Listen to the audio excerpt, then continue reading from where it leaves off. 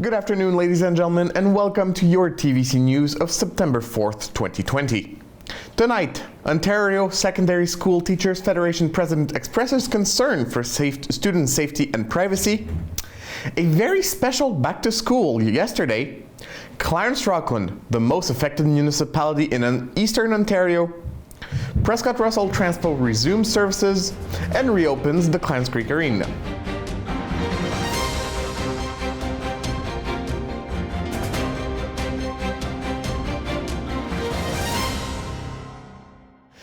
Adrienne McEwen, president of the Ontario Secondary School Teachers Federation and president of Upper Canada, sent an open letter to parents of children attending English language institutions to let them know that more than 1,000 teachers and paraprofessionals at Upper Canada School Board secondary schools are extremely concerned about the privacy and safety of children for the back-to-school season.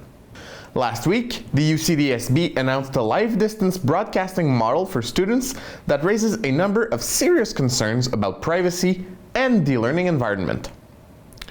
In this model, face-to-face and virtual distance learning will be broadcast live via two-way video and audio, so that every student in the classroom and at home will be identified by name, voice, and photo. McEwen explains that this raises serious concerns about child privacy and internet safety. We listen to an extract of this interview. So, Mrs.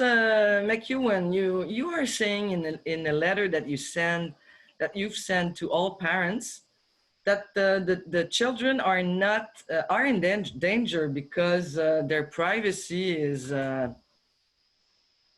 is not there. The privacy is not there with the fact that they will study in front of a video in classroom with all the name written. So explain that to us, please. Sure, thank you for the question.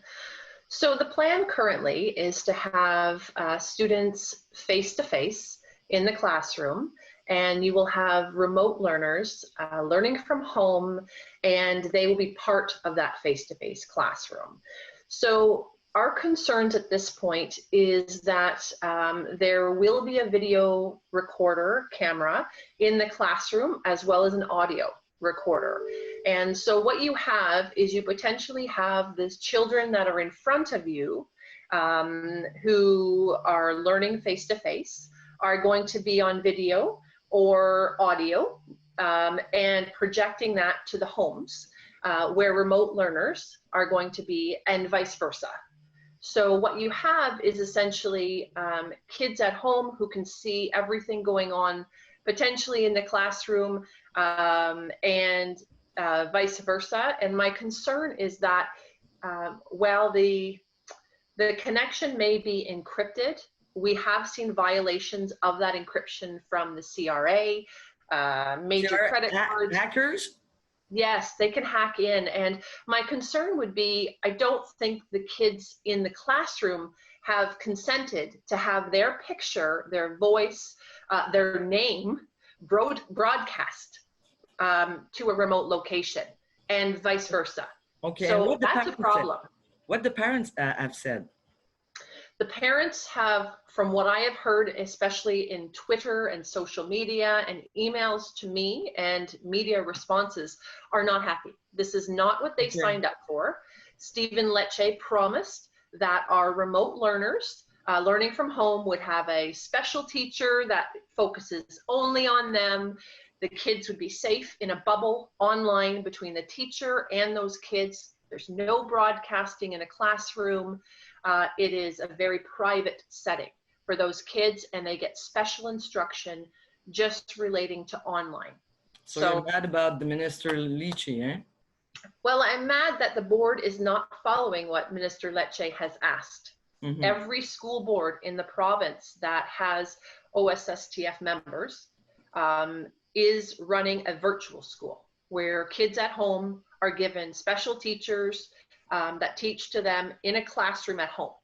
And our board is not doing that. That's a problem. Why are our kids getting less? Why are they treated as an add-on to a face-to-face class? If I'm a teacher in a classroom, how do I teach two different ways? That's not fair. That's not fair to the kids at home because they are not getting special instruction. They're able to maybe watch, but if anybody has done, you know, like Zoom or live streaming of meetings, you know, when you step away from the laptop or computer, it's very hard to see you. It's very hard to hear you. And I don't hear plans in place to fix that right away. How many parents received this letter? Your letter? Well, we released it on social media. We released it via print media, interviews like this. And I feel like we've captured a lot of parents. We did not distribute this via the Upper Canada email system because that would be a violation of privacy. Like, we're not going to do that. We respect privacy. So we have tried to get this out to as many people as possible. Our elementary partners in K to 8, they have done the same thing. And so we're estimating probably 20 to 30,000 people have seen. Wow, it's a lot. Our letter. It's a lot. It's a lot. Are they writing back to the council? Yes. Yes. The trustees have gotten a lot of feedback from what I know, and hence why I think Mr. McAllister, the chair of the trustees, has written an open letter. Yeah. Let's just talk about him, Mr. McAllister. After your letter, you send a letter to the parents saying that, well, it's not true. Yes. So myself, as the secondary teachers president and the elementary teachers president of Upper Canada, we both sent a letter to parents saying, these are our concerns. You know, your kids aren't getting the best education. They're not even getting what other kids are getting in the province. It's not as good. And we have big privacy concerns. And so the response from Mr. McAllister was very condescending.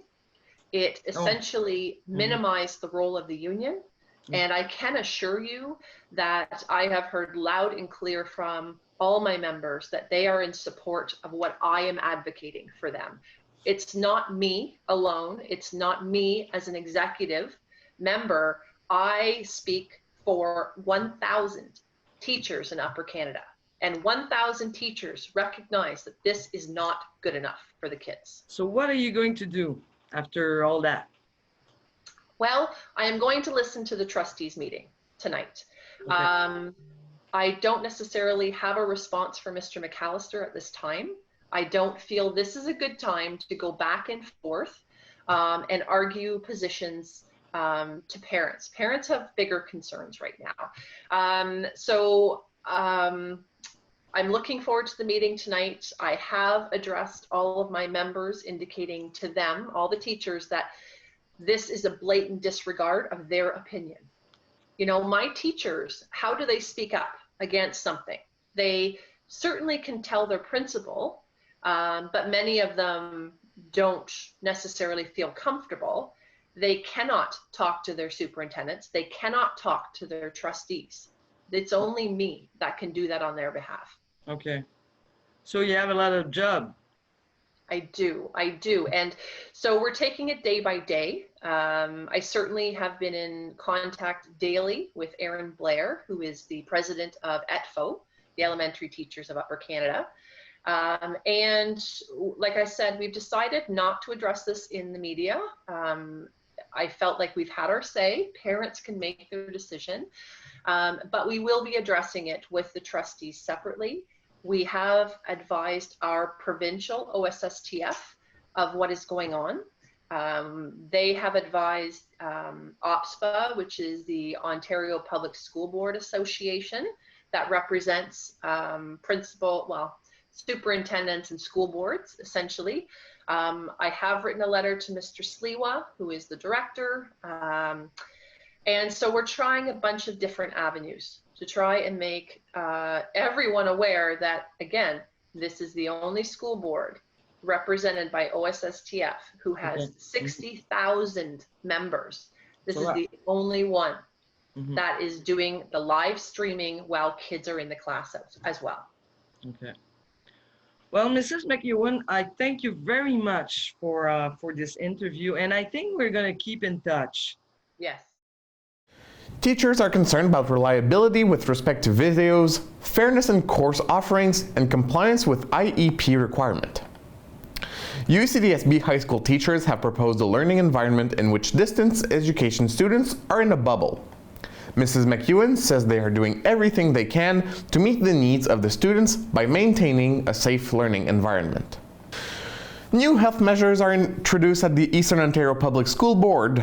Grade 3 elementary students in mixed grades 3-4 classes must now wear masks at home. It should be noted that according to official Ontario government regulations, wearing a mask is not mandatory until grade 4. For many parents, this is a legitimate measure, but more efforts must be made at the school board level. The Eastern Ontario Health Unit believes that this new regulation would serve, among other things, to standardize the wearing of face coverings within the same group. While Dr. Roumeliotis says he understands the CEPO decision, the Eastern Ontario Health Unit does not intend to impose this regulation on other school boards. Students from the Ontario School Board went back to school yesterday, but not all students had a face-to-face appointment at school. Instead, the back-to-school season was divided into several phases to ensure a smooth start to the new school year. Students will be back in school before September 9th. We met with some students and parents to find out their reaction to this rather special back-to-school. For the maintenance staff, well, they have to work twice as hard, and working with a mask when you're always on the move isn't the most comfortable of situations. The Ontario government is making $8 million available to support small businesses and registered charities that are struggling to pay their energy bill because of COVID-19. The COVID-19 Small Business Energy Assistance Program provides a one-time bill credit to eligible small businesses and registered charities to help them catch up on their energy bills and resume regular payments. To apply for this funding under the CEAP program, customers must contact their energy supplier. Electric and natural gas utilities and sub-metering suppliers have already begun accepting an application for CEAP SB funding by applying for the program in accordance with the rules established by the OEB. Funding is limited, however, as utilities and USMPs are required to process applications in the order in which they are received. Please note that submitting an application does not guarantee funding. The Eastern Ontario Health Unit reminds the residents to still take precautions to prevent the spread of COVID-19. Although the situation appears to be under control for the time being, there continues to be new cases in all areas of the health unit. The EOHU is pleased with the positive public reaction to the mandatory mask directive and encourages everyone to continue to wear a face shield when entering enclosed public spaces. However, wearing a mask is not a substitute for physical distancing and hand washing. The continued application of all of these public health measures together provides maximum protection in the community. Dr. Roumeliotis reiterates that it is as important as ever to continue practicing good hand hygiene and, whenever possible, to stay at least 2 meters away from other people when in public. He says that as the flu and cold season approaches and colder temperature comes in, these measures will help keep COVID-19 numbers low. He stresses once again that it is essential to maintain our collective effort to slow the spread of COVID-19 as young people return to school. An increase in cases in the community will cause an increase in schools. And the Eastern Ontario Health Unit is adding 4 new positive COVID-19 cases to its caseload on Monday, bringing the total to 196, not 198 as previously reported. The EOHU is now reporting 16 active cases in its territory. The majority of the active cases, 11 cases, are in the United Counties of Prescott-Russell. The city of Clarence-Rockland is currently the most affected municipality with 6 active cases. 3 active cases are still listed in the United Counties of Stormont, Dundas, and Glengarry, and only 2 active cases are reported in Cornwall. And a news that will help a lot of people in the country. The minimum wage will rise as of October 1st in 4 provinces of Canada. These provinces are Manitoba, Ontario, Saskatchewan, and Newfoundland and Labrador. Manitoba will increase its minimum wage from $11.65 an hour to $11.90 an hour. Ontario will go from $14 an hour to $14.25 an hour. This is still less than the Liberal government under Mrs. Wind wanted it before they were removed from office. And Saskatchewan is going from $11.32 to $11.45 an hour. After several months of pandemic-related downtime, the United Counties of Prescott and Russell will officially relaunch Prescott-Russell Transpo, the intermunicipal transit service that serves all of the municipalities of Prescott and Russell, on September 14th. PR Transpo will resume its regular service by serving the same routes and stops as before the pandemic. The 2 accessible buses with a maximum capacity of 19 passengers will serve the 12 routes covering the entire region following regular schedules. Each of the 12 routes will have a morning and afternoon round-trip route, with some exceptions. The priority is to restart the PR Transpo service in such a way as to ensure the safety of users while maintaining the highest health standards. This is what Pierre Leroux, chair of the UPR Council, explained. As everywhere else, wearing a mask is mandatory at all times on PR Transpo buses. The bus cabins will be disinfected periodically, and a break is planned to allow cleaning of common areas when passing through certain critical stops. The City of Clarence-Rockland has given the go-ahead to reopen the ice rink located in the Clarence Creek Arena. The ice surface will be available for rental starting September 8, 2020. To ensure everyone's safety, this reopening follows the measures put in place by the Eastern Ontario Health Unit. The maximum number of skaters on the ice is 25, while the number of people allowed in the arena is 50. Spectators are not permitted at this time. It is important to note that the locker rooms and showers remain closed. The main lobby will be divided into 2 temporary rooms for skating. Participants must arrive ready to play. They will have access to the interior of the building 15 minutes prior to their reservation and must leave 15 minutes afterward. Masks must be worn inside the arena except on the ice. A physical distance of at least 2 meters must also be maintained as per regulations. Mayor Guy Desjardins is pleased with Rockland's new fire station. We've interviewed him in our À la Table Ronde in French, which is on the Facebook page of TVC 22 since yesterday. He talked to us about this new installation. We look forward to seeing more of this. The City of Clarence-Rockland Client Service Center will welcome residents without an appointment as of 8:30 a.m. next Tuesday, September 8th. The issuance of marriage license continues to be by appointment, as it was already the practice before the beginning of the pandemic. However, only 1 resident at a time will be allowed in the entrance of the Client Service Center. The others will have to line up outside. Online and appointment services are still available. The construction services desk will also be open without an appointment, but only for receiving and dropping off forms. The Client Service Center will continue to process payments. Appointments are also still required to meet with any other city employee. Well, there you have it, ladies and gentlemen. Thank you for joining me for another episode of TVC News. See something that could make the headlines? Feel free to send an email to nouvelles@tvc22.ca.